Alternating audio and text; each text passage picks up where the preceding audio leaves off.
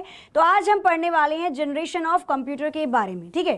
तो देखो, जैसा कि आप लोगों को पता है, हम मतलब पढ़ाई के साथ साथ जो चीज़ें मैं थ्योरेटिकली आप लोगों को पढ़ा रही हूँ, उसके साथ साथ हम क्वेश्चंस भी डेली कर रहे हैं। कल भी हमने चीज़ों को पढ़ा था और क्वेश्चंस को करा था, तो हमारा ये थ्योरी प्लस क्वेश्चन वाला कॉन्सेप्ट ही आगे कंटिन्यू चलता रहेगा, ठीक है। और देखो, एक बात मैं आप लोगों को और बता दूं, वैसे बहुत सारे टीचर्स से आप लोगों ने सुन रखा होगा, बट यहाँ पे आप लोगों को मैं बता देती हूँ। देखो, राजस्थान पुलिस पटवार की जो क्लासेस आपकी चल रही हैं, इसमें 299 में, क्योंकि आप लोग बोलते हो ना कि मैम नोट्स नहीं मिल रहे हैं, तो देखो वही चीज़ है, नोट्स अगर आपको चाहिए और आपको क्वेश्चंस मतलब टेस्ट सीरीज, और कल कुछ स्टूडेंट ने पूछा था कि मैम कितनी टेस्ट सीरीज आप लोग प्रोवाइड करवाएंगे इसमें, तो यहाँ पर आपको 299 में जितनी भी थ्योरेटिकल चीज़ें आपको पढ़ाई जा रही हैं, और वो कंप्यूटर ही नहीं, जो भी चीज़ें आपको पढ़ाई जा रही है राजस्थान में, चाहे वो रीजनिंग हो, चाहे वो मैथ्स हो, चाहे वो महिला बाल विकास हो, कोई भी सब्जेक्ट है, चाहे वो राजस्थान की करंट अफेयर हो, सोचो इतनी सारा मैटर आपको मात्र 299 में मिल रहा है। अगर आप एक मैगजीन भी लेते हो, उसकी कॉस्ट भी इतनी लगभग पड़ जाती है। यहाँ पे आपको हर एक क्लास की थ्योरी मिलेगी, प्लस आपको 10 टेस्ट सीरीज मिलेंगी। क्या मिलेगी? तो यहाँ पर 10 टेस्ट सीरीज मिलेंगी, ठीक है। तो आप 10 टेस्ट सीरीज को लगाकर देख सकते हो कि कितनी तैयारी आपकी चल रही है, क्योंकि वही बात हो जाती है, आज नहीं तो कल आपको ये चीजें लेनी ही है। अगर आप शुरू में ही बनते चलते हो ना, शुरू में जैसे आपने पढ़ लिया, फिर थ्योरी आपके पास है, नोट्स आप करते जा रहे हो, तो वो चीज़ें और मजबूत हो जाती हैं, ठीक है। तो अब आपको क्लियर हो गया होगा भाई, जिन स्टूडेंट्स को थोड़ा बहुत डाउट था कि मैम कितनी टेस्ट सीरीज होंगी, तो 10 टेस्ट सीरीज आपको यहाँ पर प्रोवाइड करवाई जाएंगी। चलिए शुरू करते हैं अपना आज का टॉपिक। आज का टॉपिक हमारा क्या है? Generation of computer. आज का टॉपिक हमारा क्या है? कंप्यूटर की पीढ़ी या फिर जनरेशन ऑफ कंप्यूटर। अब देखो, होता क्या है, कंप्यूटर की पीढ़ी का मतलब क्या होता है, या जनरेशन ऑफ कंप्यूटर का मतलब क्या होता है? अगर मैं आपको बताऊं तो देखो, कंप्यूटर आज के टाइम में वही चीज़ है, जैसे लैपटॉप आप इस्तेमाल करते हो या स्मार्टफोन इस्तेमाल किया जाता है, ये भी तो माइक्रो कंप्यूटर का ही एक प्रकार है, या हम टैब का इस्तेमाल करते हैं। तो ये प्रचलन तो आज शुरू हुआ था, लेकिन पहले के टाइम में सबसे पहले कौन सी पीढ़ी आई, मतलब कब स्टार्ट हुआ था कंप्यूटर का बनना, उसके बाद कौन सा कंप्यूटर, फिर उसके बाद थर्ड, फोर्थ, फिफ्थ, और आज हम कौन सी जनरेशन पे काम कर रहे हैं। तो इससे रिलेटेड बहुत सारे क्वेश्चन आपके एग्जाम में पूछे जाते हैं। तो स्टार्ट करेंगे अपनी कंप्यूटर की जनरेशन, और सबसे पहले आप यहाँ पर टॉपिक डालना फर्स्ट जनरेशन ऑफ कंप्यूटर। क्या आ जाएगा? फर्स्ट जनरेशन ऑफ कंप्यूटर, या फिर अगर आप लोग हिंदी में लिख रहे हैं तो आप लिख सकते हो कंप्यूटर की पहली पीढ़ी, कंप्यूटर की पहली पीढ़ी, ठीक है। अब यहाँ पर आप लोगों को नोट करना है कंप्यूटर की पहली पीढ़ी, फर्स्ट जनरेशन ऑफ कंप्यूटर। आप में से बहुत सारे स्टूडेंट हैं जो कि बहुत बार पढ़ चुके हैं, है ना, तो आंसर भी करना है आप लोगों को जल्दी से। तो कंप्यूटर की जो फर्स्ट जनरेशन थी, वो कौन से ईयर से लेकर कौन से ईयर तक थी? कोई बताना चाहेगा यहाँ पे? बिल्कुल, दिल्ली पुलिस के लिए भी आप ले सकते हो क्लास को, कोई दिक्कत वाली बात नहीं है, यहाँ पे आपकी प्रैक्टिस हो जाएगी, है ना। अदरवाइज दिल्ली पुलिस की क्लास आपकी ठीक 1 बजे होती है दोपहर में। हाँ, तो यहाँ पे राजस्थानी में बोलो मैम। राजस्थानी अगर मैं आपको बताऊँ तो मेरे को नहीं आती है ना, राजस्थानी नहीं आती है मेरे को, कोई बात नहीं, आप समझ रहे हो, मैं समझा रही हूँ, वो काफ़ी है। धीरे धीरे राजस्थानी भी सीख जाएंगे भाई, राजस्थान के स्टूडेंट के साथ जुड़े हुए हैं ना। खम्मा खड़ी खड़ी खम्मा, इतना तो आता ही है। चलो, तो यहाँ पे अगर मैं आपको बोलूँ फर्स्ट जनरेशन ऑफ कंप्यूटर, बिल्कुल ठीक, 1942 से लेकर 1955। अब मैं यहाँ पर आप लोगों को जो अपवाद है वो भी बताऊँगी, 1942 से लेकर 1955। अब यहाँ पर बड़े ध्यान से सुनना और शांति से देखो। आप में से बहुत सारे स्टूडेंट बोलते हो कि मैम बुक में, हम ल्यूसेंट की बुक में देखते हैं उसमें अलग डेट है, हम अरिहंत में देखते हैं उसमें अलग डेट है, हम डी के राठी, आप कितनी भी बुक देख लो, सब में आपको जनरेशन की अलग ही डेट मिलेगी। चलो बुक तो छोड़ो एक बार को, चलो बुक तो छोड़ते हैं हम।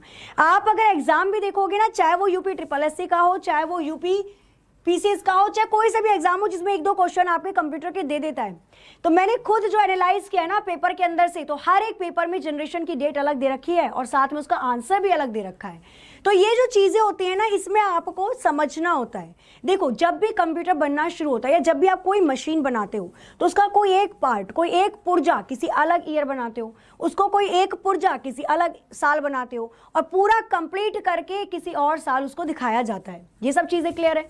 अब वही चीज़ है, आपको बस वो डेट थोड़ी सी माइंड मेकअप करनी है। आपको ये याद होना चाहिए कि 1942 के 1955 के बीच में ही फर्स्ट जनरेशन ऑफ कंप्यूटर आई थी। तो अगर क्वेश्चन पूछ ले कि पहली जनरेशन ऑफ कंप्यूटर कब आई थी, और अगर वो आपको आंसर में ये भी दे देता है ना 1945 से लेकर 1955, फिर 1960 से लेकर 1970, फिर 1970 से लेकर 2000, कुछ भी ऐसा समथिंग दे देता है, तो भी आप आंसर ये करके आओगे, क्योंकि आपको पता है कि अप्रोक्सीमेटली या लगभग इसी के आसपास वो डेट पड़ेगी, इसलिए कंफ्यूज नहीं होना है। क्लियर? चलो आगे चलते हैं। अब देखो फर्स्ट जनरेशन ऑफ कंप्यूटर जब आपकी आई थी, जब आपकी फर्स्ट जनरेशन ऑफ कंप्यूटर आई थी, तो इसमें आप लोगों को बताना है कि क्या क्या चीजें शामिल हुई थी। तो शुरू में कंप्यूटर आया, शुरू में टेक्नोलॉजी आई, शुरू में लोगों ने गणना करनी सीखी। तो इस टाइम पे क्या हुआ था, फर्स्ट जनरेशन ऑफ कंप्यूटर के अंदर आपकी कौन सी भाषा को ज्यादातर मान्यता प्राप्त दी गई, वो थी मशीनरी लैंग्वेज, क्योंकि उस टाइम पे कोई और भाषा थी ही नहीं भाई। जैसे आजकल हम एप्लीकेशन के लिए जावा वगैरह का इस्तेमाल करते हैं, ओरेकल है हमारे पास, विजुअल बेसिक है जो कि अब बहुत कम हो चुकी है, तो बहुत सारी आप भाषाओं का इस्तेमाल कर सकते हो, लेकिन उस टाइम पर सिर्फ मशीनी भाषा का ही, कौन सी लैंग्वेज थी, वो आपकी सिर्फ और सिर्फ मशीनी भाषा थी, जिसका मतलब होता है बाइनरी कोड या बाइनरी लैंग्वेज आप बोल सकते हो, जो 0-1 होती है।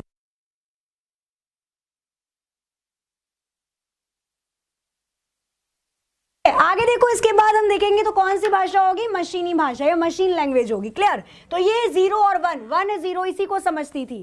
क्यों? क्योंकि जो हमारा कंप्यूटर है वो कौन सा डिवाइस है, वो है एक इलेक्ट्रॉनिक डिवाइस। कंप्यूटर हमारा एक विद्युत से चलने वाला उपकरण है, और जब ये विद्युत से चलेगा तो या तो इसके अंदर बिजली पास होगी या तो नहीं होगी। तो क्या होगा, या तो वो ऑफ होगा या तो वो ऑन होगा, या तो ऑफ होगा या तो ऑन होगा।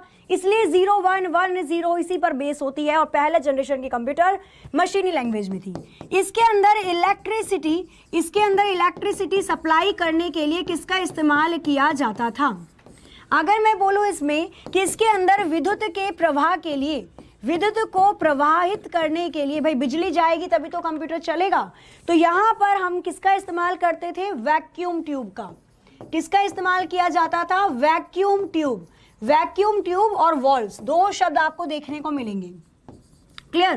क्या था, तो पहला था आपका वैक्यूम ट्यूब और दूसरा था आपका वॉल्व्स। अब देखना कैसे, अगर मैं आपको पहले कंप्यूटर की दशा बताऊं ना, हाँ बिल्कुल, कोई बात नहीं, राजस्थानी बाद में ही सीख लेंगे, अभी पढ़ाई करो, पहले आप लोग कंप्यूटर सीखो, ठीक है? कंप्यूटर सीखो, कोई दिक्कत वाली बात नहीं है भाई, धीरे धीरे हम भी राजस्थानी सीख जाएंगे ना, सभी भाषा अच्छी होती है, मीठी मीठी। चलो, तो यहाँ पे देखो, अगर मैं आप लोगों को बताऊँ जो पहले कंप्यूटर होते थे ना, जैसे मैंने लिखा है, इसमें वैक्यूम ट्यूब लिखा है और वॉल्स लिखा गया है, तो यहाँ पर देखना जो आपके पहले कंप्यूटर होते थे तो उसमें वो बहुत बड़े बड़े होते थे। ऐसा नहीं कि आप बस छोटा सा लैपटॉप है बैग में डालकर लेकर चले जाते हो, है ना। पहले के कंप्यूटर एक रूम जितने बड़े होते थे, इतने बड़े कंप्यूटर आपके देखे जाते थे, और उसका अलग से एक अलग से उसका सेटअप होता था जिसमें बहुत सारे वैक्यूम ट्यूब लगे होते थे। ट्यूब, ये वाले ट्यूब जिसमें बल्ब जलती है, ऐसे बहुत सारे ट्यूब होते थे, बहुत सारे, और जब ये एक साथ ऊर्जा देते थे तब जाकर कंप्यूटर चलता था। अब देखो इसकी कमियां क्या थी।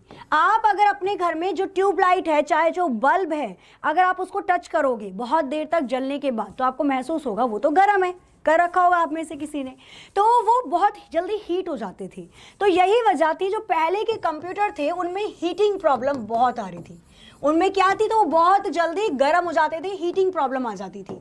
सेकंड प्रॉब्लम क्या थी, तो दूसरी समस्या ये बन गई थी कि बहुत ज़्यादा ऊर्जा लग रही थी। भाई जब हम थोड़ी सी बिजली की खपत से पूरा कंप्यूटर चला सकते हैं तो क्या ज़रूरत है 50-100 बल्ब लगाने की। तो यहाँ पर आपकी जो एनर्जी थी वो वेस्ट हो रही थी। यहाँ पे आप लिख सकते हो, जो ऊर्जा थी ना, ऊर्जा की खपत बहुत ही ज़्यादा थी, तो ऊर्जा ज़्यादा लग रही थी। फिर आगे चल के क्या होता है, आगे चलकर इसकी दूसरी जनरेशन आती है। अच्छा, यहाँ पर एक और चीज लिख लेना, इसके अंदर आपकी एनिएक, ये जो कंप्यूटर आए थे, एनिएक और यूनिवैक प्रथम, ये जो दो कंप्यूटर थे, यूनिवैक प्रथम, तो ये कंप्यूटर आपके यहाँ चाहे एडवैक हो गया, एडसेक हो गया, तो ये कंप्यूटर आपके पहली जनरेशन के अंदर ही आए थे। एनिएक की फुल फॉर्म क्या हो जाएगी, कोई बताएगा यहाँ पे? हाँ, अच्छा, खम्मा घनी, घनी खम्मा, ओके। चलो अब बाद में बताना, ये मुझे पहले पढ़ाई कर लो। अच्छा, ऐप में सर्वर का एरर आ रहा है, चलो देखते हैं, आई थिंक अपडेट ले रहा होगा। चलो जल्दी से बताओ यहाँ पर मुझे, एनिएक की फुल फॉर्म क्या हो जाएगी, what is the full form of ENIAC? ENIAC की फुल फॉर्म क्या होगी? तो यहाँ पे आंसर आना स्टार्ट भी हो गया, very good. Electronic numerical integrator and computer, क्या हो जाएगी? क्या हो जाएगी इसकी full form? Electronic numerical integrator and computer. Clear? तो ये इसकी फुल फॉर्म हो जाएगी, इसको नोट कर लेना, पूछ लिया जाता है। ये पहला इलेक्ट्रिक कंप्यूटर था, पहला पूरी तरह से चलने वाला, इलेक्ट्रिसिटी के ऊपर, विद्युत से चलने वाला पूरी तरीके से ना, पहला इलेक्ट्रिक कंप्यूटर आपका ENIAC कंप्यूटर ही था, जिसको 2 वैज्ञानिकों के द्वारा बनाया गया था। क्या क्या नाम था उनका? तो लाइट है ना, इलेक्ट्रिक कंप्यूटर है, तो क्या क्या नाम था उन दोनों का? तो उन दोनों का नाम था, फ्लिपकार्ट पे जाकर मूंगफली खाई, हमने याद किया था ना। तो एक का नाम था क्या? जे पर्सपर एकर्ट। फ्लिपकार्ट से हमने एकर्ट को याद रखा था, जे पर्सपर एकर्ट। और दूसरे व्यक्ति का क्या नाम था? तो सेकंड जो पर्सन थे उनका नाम था जॉन मॉकले। क्या नाम था? जॉन मॉकले। बस ये चीज यहाँ पे आपकी इजी और जरूरी हो जाती है, फर्स्ट से इतना ही पूछा जाएगा। चलिए आते हैं दूसरी पीढ़ी के अंदर। ठीक है, फिक्र मत करो, आपका कंप्यूटर का कोर्स जल्दी ही खत्म हो जाएगा, है ना। जल्दी हम टॉपिक विद क्वेश्चंस पढ़ते रहेंगे। चलिए फटाफट से आप भी बताना शुरू करो। अब आपको बताना है सेकंड जनरेशन ऑफ कंप्यूटर के बारे में। क्लियर? तो यहाँ पे आप लोगों को बताना है आप सेकंड जनरेशन ऑफ कंप्यूटर। तो यहाँ पे आप लोग टॉपिक डालिएगा कंप्यूटर की दूसरी पीढ़ी। क्या आ जाएगा यहाँ पे? तो यहाँ पर टॉपिक आएगा कंप्यूटर की दूसरी पीढ़ी। तो दूसरी पीढ़ी कौन सी थी कंप्यूटर की, और क्या क्या चीजें इसके अंदर मेनली पूछी जाती हैं। क्लियर? हाँ जी, कंप्यूटर की सेकंड जनरेशन की अगर हम बात करते हैं तो उसमें क्या क्या चीजें आपको समझ में आती हैं? हाँ, जॉन मॉकले और जे पर्सपर एकर्ट, दोनों चीजें आपको याद रखनी है। क्लियर? अब देखो यहाँ पर अगर मैं आप लोगों को बताऊं सेकंड जनरेशन ऑफ कंप्यूटर के बारे में, तो सेकंड जनरेशन ऑफ कंप्यूटर के अंदर आप लोगों को नोट करना है कि ये आपकी इसके अंदर सेकेंड जनरेशन ऑफ कंप्यूटर के अंदर असेंबली लैंग्वेज आ चुकी थी। कौन सी? तो यहाँ पे आपकी असेंबली लैंग्वेज आ चुकी थी। कौन सी भाषा? तो असेंबली भाषा। अब देखो क्या था, सबसे पहले जब मशीनी भाषा आ रही थी तो लोग नहीं चला पाते थे ज्यादा कंप्यूटर। भाई 0 1 1 0 इतनी मोटी मोटी कोडिंग कौन याद करेगा? तो और लोगों ने सोचा कि क्यों ना हम इसको और इजी बना देते हैं। अब हमको 0 1 याद करने की जरूरत नहीं है, अब हमको सिर्फ निमोनिक्स याद करने हैं। जैसे एडिशन के लिए मैं ऐड लिख सकती हूँ, जैसे मल्टीप्लिकेशन अगर मुझको करवानी है, गुणा करवाना है, तो मल्टीप्लिकेशन के लिए मैं MUL मल लिख सकती हूँ। अगर मेरे को डिवीजन करवाना है, भाग देना है, तो मैं डिवीजन के लिए DIV लिख सकती हूँ। तो ये जो चीजें हैं ना, बड़े शब्दों को छोटे छोटे छोटे छोटे शब्दों में लिखना, इसी को निमोनिक बोला जाता है, इसी को निमोनिक बोला जाता है।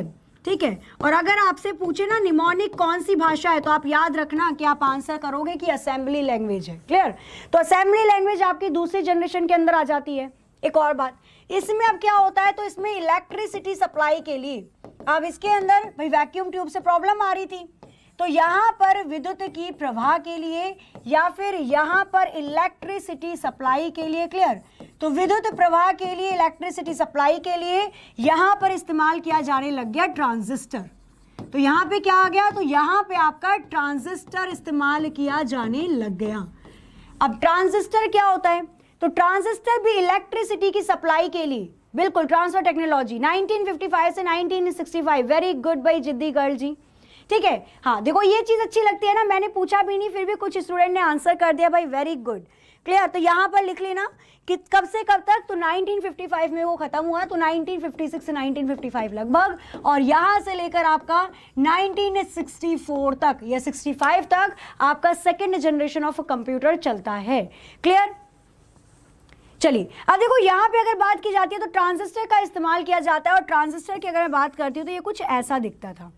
ट्रांजिस्टर की अगर बात की जाती है तो ट्रांजिस्टर देखने में कुछ कुछ ऐसा ही दिखता था। क्लियर? और यहाँ पर इसकी तार निकली रहती थी। तो अब हमने बल्ब को हटाकर, क्योंकि वो गर्मी बहुत जल्दी लाती थी, तो हमने ट्रांजिस्टर का इस्तेमाल करना शुरू कर दिया। बस मेनली यही चीजें आपकी आई सेकेंड जनरेशन के अंदर। अब आती है नेक्स्ट, जिसको हम बोलते हैं थर्ड जनरेशन ऑफ कंप्यूटर। तो यहाँ पे अब आप नेक्स्ट लिखोगे थर्ड जनरेशन ऑफ कंप्यूटर। क्या आ जाएगा? Third generation of computer. आगे यहाँ पर कंप्यूटर की तीसरी पीढ़ी, कंप्यूटर की तीसरी पीढ़ी के बारे में अब हम लोग यहाँ पर आगे चर्चा करेंगे। देखो पहली जनरेशन आ गई और चली गई, दूसरी जनरेशन आ गई और चली गई। अब तीसरी जनरेशन में क्या होता है, तो तीसरी जनरेशन के अंदर आपकी हाई लेवल लैंग्वेज आ जाती है।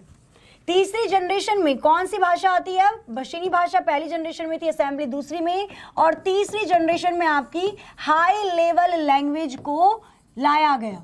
हाई लेवल लैंग्वेज का मतलब क्या होता है? उच्च स्तरीय भाषा। क्या हो जाएगी ये? तो ये हो जाएगी उच्च स्तरीय भाषा। अब आप देखो भाई, पहले 0110 में काम करना बहुत मुश्किल था बहुत सारे लोगों के लिए, तो निमोनिक भाषा को लेकर आए। अब निमोनिक भी कुछ को समझ में आता था, कुछ को नहीं आता था, तो अब एक हाई लेवल लैंग्वेज को लेकर आ गया कि जितने ज़्यादा से ज़्यादा यूज़र जुड़ेंगे, जितने ज़्यादा से ज़्यादा लोग होंगे कंप्यूटर का इस्तेमाल करने वाले, उतनी ज़्यादा डेवलपमेंट या उतना ज़्यादा विकास होना संभव हो जाता है। तो वही चीज़ है, यहाँ पे कौन कौन सी भाषा आई? तो पहली भाषा आपकी फोर्टेन थी और दूसरी भाषा आपकी कोबोल थी। ये दोनों की दोनों हाई लेवल लैंग्वेज है, याद रखना हाई लेवल लैंग्वेज है, ठीक है। और जब भी क्वेश्चन पूछा जाए तो आप याद रखना कि फर्स्ट नंबर पे आपकी फोर्टेन आई थी और दूसरे नंबर पे कोबोल आई थी। फोर्टेन की फुल फॉर्म हो जाती है फॉर्मूला ट्रांसलेशन। क्या हो जाती है? Formula translation. और ये इस्तेमाल की जाती है साइंटिस्टों के द्वारा, साइंटिस्ट है ना, साइंटिस्टों के द्वारा हम इस्तेमाल करते हैं किसकी? फोर्ट्रेन भाषा का। साइंटिस्ट करते हैं, जो वैज्ञानिक होते हैं उनके द्वारा किया जाता है, या जो मैथमेटिशियंस होते हैं, यहाँ पे लिख लेना, जो वैज्ञानिक होते हैं उनके द्वारा किया जाता है, या जितने भी गणितज्ञ होते हैं, बड़े बड़े है ना गणितज्ञ जो होते हैं, वो भी आपका फोर्ट्रेन भाषा का ही इस्तेमाल करते हैं। नेक्स्ट आता है कोबोल। तो कोबोल भाषा को इस्तेमाल किया जाने लग गया बिजनेस के पर्पज से। अगर आप व्यवसाय करना चाहते हैं, अगर आप व्यवसाय से जुड़ना चाहते हैं कंप्यूटर के माध्यम से, तो आपको कोबोल भाषा का इस्तेमाल करना पड़ेगा। और कोबोल की फुल फॉर्म क्या हो जाती है? तो इसकी फुल फॉर्म होती है कॉमन बिजनेस, इसकी फुल फॉर्म हो जाती है कॉमन बिजनेस ओरिएंटेड लैंग्वेज, ठीक है, कॉमन बिजनेस ओरिएंटेड लैंग्वेज या फिर भाषा। और इसको इस्तेमाल किसके लिए किया जाता है? तो व्यवसाय के लिए। ये तीसरी जनरेशन की बात की जा रही है। और क्या चीजें हुई? तो भाई देखो, पहली जनरेशन में वैक्यूम ट्यूब और वॉल्स आए, दूसरी जनरेशन में ट्रांजिस्टर आए, तो तीसरी जनरेशन में क्या आएगा? आईसी, ठीक है, ओके। क्या जाएगा? तो थर्ड जनरेशन के अंदर आपकी आईसी आएगी, इंटीग्रेटेड सर्किट आएगा। मैम दूसरी जनरेशन में बताया था फोर्ट्रेन और कोबोल। देखो ये चीज मैं आपकी जब भी पढ़ाती हूँ ना, ये क्लियर करवाती हूँ, और आप वो लाइन नहीं लिखते हो, इसलिए कंफ्यूजन आती है। इसलिए मैं बोलती हूँ कि जब जो भी शब्द बोलूँ या जो भी लाइन आप लोग को लिखवाया करूँ, आप उसको एक्चुअल में लिखा करो, ठीक है। आप, मैं बोल रही हूँ ना, इसके ऊपर थोड़ी सी अपवाद हैं, तो उन चीजों को नोट जब तक नहीं करोगे तो कैसे चलेगा? तो आपको वो चीजें नोट करनी पड़ेंगी भाई। अब देखो यहाँ पे अगर मैं आप लोगों को बताऊं तो ये लिखना, ये जो कोबोल और फोर्ट्रेन, ये दोनों जो भाषा हैं, यहाँ पे अब मैं एक लाइन लिखवा रही हूँ, उसको लिख लो, ठीक है। यहाँ पे आप लिखना, ये जो फोर्ट्रेन और जो कोबोल, ये जो दोनों भाषा हैं, ये बनी तो थी दूसरी जनरेशन में, सेकेंड जनरेशन में ये बनी थी, लेकिन इसका इस्तेमाल जो हुआ, इसका जो यूज हुआ, वो आपका तीसरी जनरेशन में हुआ था। और इसको नोट कर लेना, नहीं तो फिर अगली बार आप यही बोलोगे, है ना। इसको नोट कर लेना। App not working, ma'am app नहीं चल रहा है, please help me. Sumit ji, जैसे मैं क्लास से फ्री होती हूँ, मैं जाते के साथ ही बोलती हूँ टेक्निकल टीम से, वैसे ही बात पहुंच गई होगी उनके पास, ठीक है, कोई दिक्कत वाली बात नहीं है। मैं अभी जाकर बोल दूंगी, अभी ठीक हो जाएगा, थोड़ी अपडेशन में ही प्रॉब्लम आ रही होगी। इसको नोट कर लेना। पीडीएफ का आप लोग पूछ रहे हो, देखो मुझे एक बात बताओ, 299 कितने होते हैं? देखो आप लोगों को पता है, हमको भी पता है ना। अगर आपको 299 में कोई पीडीएफ, और वो भी ये नहीं है सिर्फ एक ही क्लास की पीडीएफ मिल रही है, आपको पूरे कोर्स की पीडीएफ दी जा रही है, चाहे वो कंप्यूटर हो, चाहे वो महिला बाल विकास हो, चाहे वो आपका करंट अफेयर से रिलेटेड हो राजस्थान, चाहे रीजनिंग हो, चाहे मैथ्स हो। मुझे एक बात बताओ, सच्ची बताना, ठीक है, ये बात तो अलग हो गई कि चलो मैम आप पढ़ा रहे हो, जो भी चीज़ है, मुझे एक बात बताओ, 299 में क्या आपको मिल जाएंगी इतनी पीडीएफ पूरी क्लासेस की, प्लस टेस्ट सीरीज जिसमें 10 टेस्ट सीरीज आपको दी जा रही है? तो ये चीज़ें तो खुद सोचने वाली है ना। और देखो मैं आप लोगों को अगर बताऊँ ना एक चीज़, तो कहते हैं ना, आज करे सो कल, मतलब कल करे सो आज कर, आज करे सो अब, है ना। पल में पढ़ ले हो जाए, बहुरी करेगा कब? तो क्यों वो सिचुएशन आने दे रहे हो? आप जब शुरू से पढ़ ही रहे हो चीज़ों को, जब आप एक टारगेट लेकर ही चल रहे हो, भाई हिट करना है, हमें एग्जाम निकालना है, तो यहाँ पर अगर आप लोगों को पीडीएफ टेस्ट सीरीज मिल रही है चेक करने के लिए, तो उसको लो, ठीक है। अब बाकी आप लोग समझदार हो, ठीक है। चलो देखो यहाँ पे अगर हम बात करते हैं ऐप नहीं खुल रहा है। हाँ जी, मैं बिल्कुल ऐप की बात अभी आप लोगों की पहुंचाती हूँ। और अभी रुको, मुश्किल से मैं जाऊंगी और बताऊंगी, ठीक है। वैसे उन लोगों को पता चल चुका होगा, वो लोग काम कर रहे होंगे। देखते हैं। तो यहाँ पर बताने में आपको थर्ड जनरेशन बिल्कुल सही। यहाँ पर कुछ स्टूडेंट बता रहे हैं 1965 से 1975 तक हुआ, और यहाँ पे कई बार आप 1964 भी देखोगे। भाई इन चीजों में थोड़ा सा ना, हाँ, तो यहां पर याद रखना आईसी इंटीग्रेटेड सर्किट। भाई वेरी गुड जिद्दी गर्ल जी। और किसी का आंसर यहां पर आया है क्या? हाँ, 300 में एक कम है। अच्छा, 300 में, मुझे तो पता ही नहीं था 300 में एक कम है। मुझे तो लग रहा था कि 200 में 99 जोड़ रखा है। अरे जाहिर सी बात है, जो प्राइस है वही प्राइस आपको सामने बताया गया है ना। और मैं अगर बोलूँ ना तो उतना वैल्यूएबल अगर आप देखोगे ना तो वो ज्यादा वैल्यूएबल है। आपको लगता है 300 में इतनी सारी चीजें मिल रही हैं, हाँ, फिर भी आप लोग वही चीज बोल रहे हो। चलो आगे, चलो आगे देखते हैं। यहाँ पे बाकी तो क्लासेस देखो, बाकी तो क्लासेस आपको फ्री में मिल रही है ना, इसका तो कोई चार्जेस नहीं है। अब देखो यहाँ पे अगर मैं आप लोगों को बोलूं तो यहाँ पे थर्ड जनरेशन के अंदर इलेक्ट्रिसिटी सप्लाई के लिए, थर्ड जनरेशन के अंदर विद्युत के प्रवाह के लिए या फिर इलेक्ट्रिसिटी सप्लाई के लिए किसका इस्तेमाल किया जाना शुरू हो गया? आईसी का। आईसी की फुल फॉर्म है इंटीग्रेटेड सर्किट। आईसी की फुल फॉर्म है इंटीग्रेटेड सर्किट। अच्छा, किसने इन्वेंट किया था इसका? कोई बताएगा मुझे? आईसी का इन्वेंट करने वाले व्यक्ति का नाम क्या था? Who invent IC chip? Integrated circuit को इन्वेंट करने वाले कौन से व्यक्ति थे? ओके, अब देखो आईसी चिप आ तो गई थी, बिल्कुल भाई, यहाँ पे आंसर भी आना स्टार्ट हो गया है। Very very good. तो यहाँ पे जैक किल्बी, क्या नाम था उनका? तो पहले व्यक्ति जो थे उनका नाम था जैक किल्बी। आईसी को बनाने वाले दो व्यक्ति थे। सर्किट में करंट होगा, करंट लगेगा तो मर जाएंगे, किल्बी, है ना। तो किसी व्यक्ति को करंट लगता है तो सामने वाला व्यक्ति बोलता है किल्बी, तो वो बोलता है नोई। तो ये दो व्यक्ति थे, याद रखना। पहले व्यक्ति का नाम था जे किल्बी और दूसरे व्यक्ति का नाम था रॉबर्ट नोई। क्या नाम था? रॉबर्ट नोई। ठीक है, याद रखना। तो ये दो व्यक्ति थे जिन्होंने आईसी का निर्माण किया, या उसके इन्वेंटर थे या उसके आविष्कारक थे। और आईसी का इस्तेमाल किया गया था किसके लिए? सर्किट के लिए, मतलब इंटीग्रेटेड सर्किट, विद्युत की सप्लाई के लिए। और ये कौन से धातु का बना होता है? तो आईसी आपका बना होता है सिलिकॉन धातु का। और कई जगह आपको सिलिकॉन ऑप्शन में ना मिले तो आपका आंसर 100% जर्मेनियम होगा, अदरवाइज आपको सेमीकंडक्टर तो दे ही रखा होगा। तो ये तीनों चीजें आपको एक साथ याद रखनी है, सिलिकॉन, जर्मेनियम और सेमीकंडक्टर। क्लियर? आया समझ में? ओके, परचेज कैसे करना है मैम पीडीएफ? तो देखो मैं आप लोगों को बता देती हूँ, दो तरीके हैं। पहला तरीका कि अगर आपने, भाई क्लास अच्छी लग रही हो तो लाइक कर दो। हाँ, लाइक करने में क्या होता है, चलो वो पता चल जाएगा मुझे कि क्लास अच्छी लग रही है। चलो देखो मैं आपको क्या बता रही हूँ, परचेज करने के दो तरीके हैं। पहला तरीका है कि आपके पास हमारा कॉन्टैक्ट नंबर है, आप हमको कॉन्टैक्ट कर सकते हैं। लेकिन कुछ स्टूडेंट्स को होता है कि मैम कॉल बिजी जाती है, जो कि है, मतलब बहुत सारे स्टूडेंट एक साथ कॉल करते हैं। तो और दूसरा तरीका आपका क्या हो जाता है, तो आप एग्जामपुर ऑफिशियल ऐप पर जाना। जब आप एग्जामपुर ऑफिशियल ऐप को ओपन करोगे तो सबसे ऊपर लिखा होगा टेस्ट सीरीज, वहां पर आप ढूंढना कि राजस्थान पुलिस पटवार कहां पे है, और वहां पे सामने आपको टेस्ट सीरीज मिल जाएगी, प्लस जो नोट्स है। और ऐसी बात नहीं सिर्फ कह रहे हैं, वहां पे आपको मिलेगा, चाहे आप एक बार करके देखो, ठीक है। तो जितने भी क्लासेस हो रही हैं थ्रोली, उसके हर रोज नोट्स डलेंगे और उसकी सारी जो भी आपकी टेस्ट सीरीज है, 10 टेस्ट सीरीज वहां पर आप लोगों को मिल जाएंगी। क्लियर? तो वहां पे आप ऑनलाइन भी परचेज कर सकते हो। हाँ, किल्बी और नोई। Very good Priyanka ji. IBM 360 और PDP 11 इसी के अंदर बनी थी। कौन कौन से?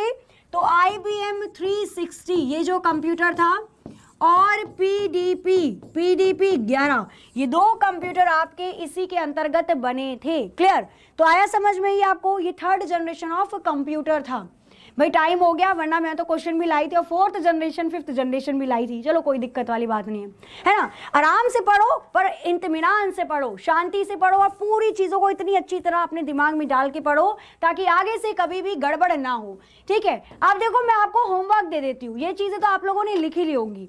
तो यहाँ पर मैं आपको फोर्थ जनरेशन के बारे में और फिफ्थ जनरेशन के बारे में थोड़ा सा छोटा सा होमवर्क दूंगी, और आप लोगों को ये होमवर्क करना है।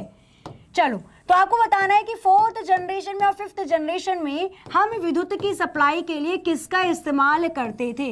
4th जनरेशन में हम विद्युत की सप्लाई के लिए या विद्युत के प्रवाह के लिए कौन सी कंपोनेंट या उपकरण का इस्तेमाल करते थे, और ये आपका होमवर्क हो जाएगा। ठीक है, ऐप नहीं चल रही है बिल्कुल भाई, रुको अभी मैं बताती हूँ ऐप कैसे नहीं चल रही है, अभी हम उसको चलाएंगे पिटी करके उसकी, है ना। तो ऐप अभी आपकी चल जाएगी, थोड़ी सी आई थिंक हो सकता है कि उसमें अपडेशन ले रहा हो, एक बार पता करके फिर आपको जल्दी ही नोटिफिकेशन भेज दिया जाएगा। चलो तो क्लास को हम लोग यहाँ पर एंड करते हैं, मिलते हैं कल अपनी टाइम पर, ठीक 6:30 बजे, 6:30 बजे नहीं, ठीक 9:30 बजे आप लोगों को आ जाना है, ठीक है। और जो यहाँ पर ये 2 जनरेशन रह गई है, इसके बाद हम ना क्वेश्चंस करेंगे, MCQ क्वेश्चंस भी हम साथ में ही कर लेंगे। चलिए तो मिलते हैं कल अपने टाइम पर, ठीक 9:30 बजे मॉर्निंग में। तब तक के लिए हंसते रहिए, मुस्कुराते रहिए, खुश रहिए, अपने अपने घर वाले